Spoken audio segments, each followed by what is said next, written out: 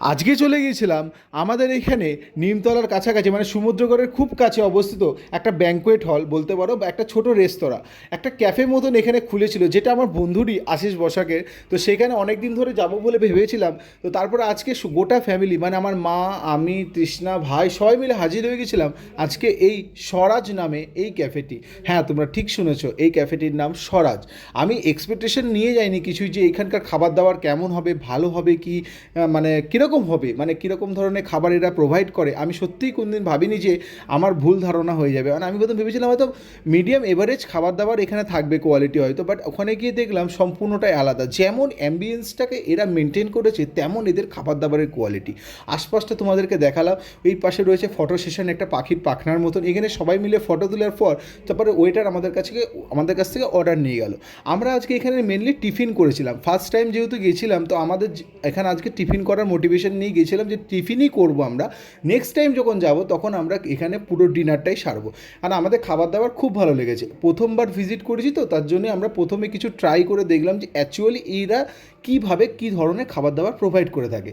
তো সবাই মিলে দেখো দেখো বসে গেছি। খাবার দাবারে এদের যেহেতু একটু স্টাফটা কম, সেহেতু একটুখানি খাবার দাবার দিতে এদের একটু দেরি হচ্ছিল।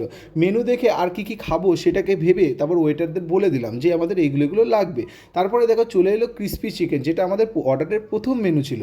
তারপরে ক্রিস্পি চিকেনটা সবাই মিলে খেতে শুরু করলাম, খুব সুন্দর লাগলো। ক্রিস্পি চিকেনটা সত্যিই খুব ক্রিস্পি ছিল, যেটা আমার এক্সপেকটেশনের সত্যিই বাইরে ছিল। তারপরে দেখো ভাই খাচ্ছে, এদিকে মা খাচ্ছে, এদের সবাইকার খুব ভালো লেগেছিলো আমাদের আজকে এই রেস্টুরেন্টটা।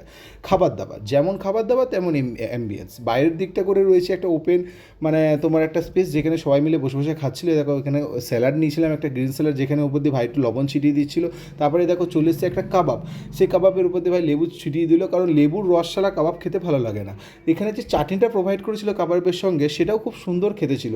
তারপরে দেখো চলো খাওয়া দাওয়ার সময় চলে এলো। দেখো কাবাবের মধ্যে একটু মানে তোমার চাটনিটা, গ্রিন চাটনিটা মাখিয়ে মুখের মধ্যে পুরে দিলাম। দেখো কত সুন্দর লাগছে খেতে, মানে আমার এখনও মানে বলতে বলতে মুখে জল চলে আসে। খুব সুন্দর খেতে ছিল এদের প্রত্যেকটা আইটেম। তার সাথে সাথে আমরা নিয়েছিলাম আর একটা তোমার চিকেন লালিপপ, যেটা তোমার কোয়ান্টিটি 6টা মতন থাকে। সেটাও খুব সুন্দর খেতে ছিল। এরা খুব সুন্দর ডেকোরেট করে খাবারগুলোকে প্রোভাইড করছে। বাট এদের মধ্যে একটা কী জিনিস জানো তো, মানে যেহেতু নতুন খুলেছে তো একটু সার্ভিসটা দিতে দেরি হচ্ছে, যেটা ওনারা আমাদেরকে বললেন যে আমাদের একটু সার্ভিসটা দিতে কেমন লাগছে। আর এবং প্রত্যেকটা কাস্টমারের কাছ থেকে খুব ভালো ফিডব্যাক নিচ্ছেন এনারা, যে কেমনভাবে কী করলে এই হোটেলটাকে আর ইমপ্রুভ করা যায়, যেটা আমরাও কিছুটা ফিডব্যাক এনাদেরকে দিয়ে এসেছি। এনাদের চেয়ার টেবিল যেগুলো রয়েছে না, এগুলো সব পাহাড়ি এলাকার যে অ্যাম্বিয়েন্সগুলো, যে মানে বাড়িঘরগুলো হয়, সেগুলোকে এখানে ফুটিয়ে তোলা হয়েছে। একটা ছাদের উপরে ঠিক এত বড় একটা সুন্দর রেস্তোরাঁ যে খোলা যায়, সেটা এইটা না দেখলে আমি সত্যিই বুঝতে পারতাম না। মানে উপরটা ঠিক এতটাই সুন্দর, আমার খুব ভালো লেগেছে। রাস্তার ধারে এইভাবে তুমি এটা ওপেন স্পেস, এখানে বসে তুমি রাস্তা দেখতে দেখতে তুমি খাবার দাবার খেতে পারবে। আর চলো আজকে ভিডিওটা এই অবধি রাখলাম, দেখা হচ্ছে নেক্সট ভিডিওতে। তো লাগবেন, টাটা।